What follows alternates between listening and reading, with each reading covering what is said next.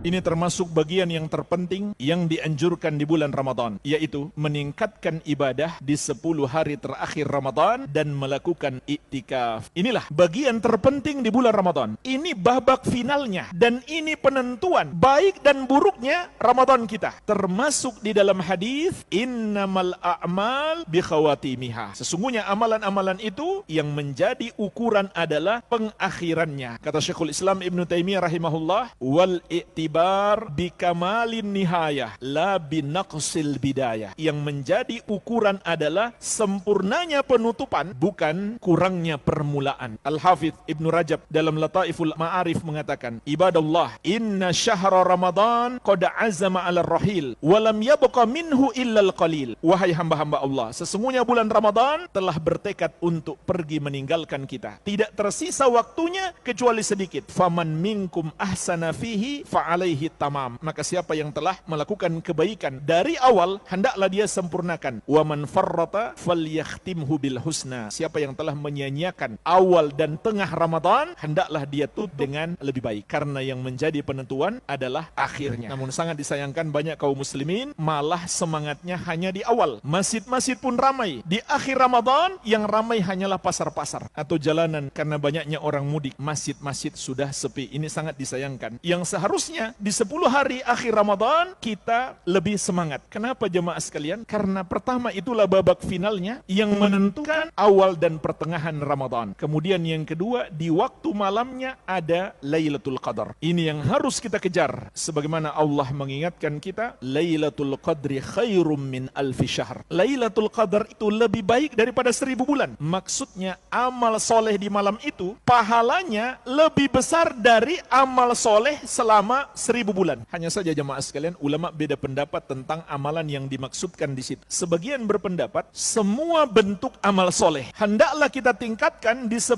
hari terakhir Ramadan, terutama di waktu malam, terutama saat kita mengira itulah Lailatul Qadar. Semua amal soleh. Namun sebagian ulama berpendapat maksudnya adalah solat malam, solat tarawih. Itu yang ditingkatkan, itu yang lebih diperhatikan. Dan ini sesuai dengan apa yang diamalkan oleh Nabi SAW dan para sahabat. Di 10 malam terakhir Ramadan, terutama di malam-malam ganjil, maka amal ibadah solat tarawih mereka lebih ditingkatkan. Ini dilakukan oleh Rasulullah SAW dan para sahabat. Namun kalau kita perhatikan dalil-dalil, maka berlaku umum. Allah mengatakan lebih baik daripada 1000 bulan, sehingga tidak khusus solat tarawih. Namun tidak diragukan lagi, solat tarawih adalah yang paling utama untuk diperhatikan. Hendaklah kita lebih panjangkan solat tarawih di 10 malam terakhir Ramadan. Dan tidak masalah andai kita solat 2 sesi. Kenapa? Karena tidak ada batasan. Tidak ada batasan rakaat solat tarawih. Sehingga mau 2 sesi, 3 sesi, tidak ada masalah. Dan yang dipraktekkan di Haramain, di Masjidil Haram dan Masjid Nabawi, masuk 10 hari terakhir Ramadan, itu dilakukan 2 sesi solat. Ba'da isya langsung, kemudian menjelang sahur ada solat lagi. Maka tidak masalah, kita tingkatkan. Ini sangat dianjurkan di 10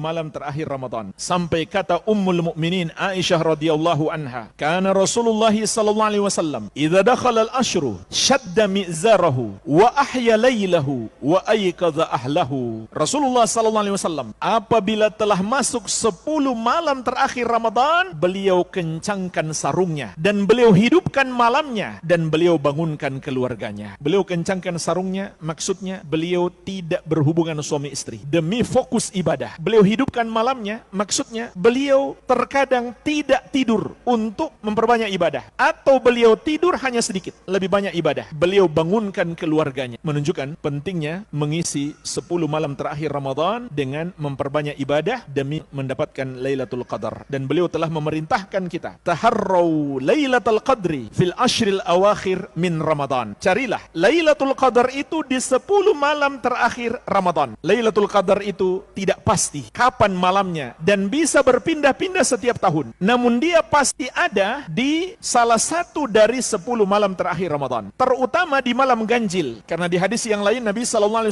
mengatakan, taharrau Lailatul Qadri fil witri minal ashril awakhir min Ramadan. Carilah Lailatul Qadar itu di malam ganjil dari 10 malam terakhir Ramadan. Pelopor bagian sunnah Asia Tenggara. Labbaik Allahumma labbaik, innal hamda wan ni'mata laka wal mulk la syarika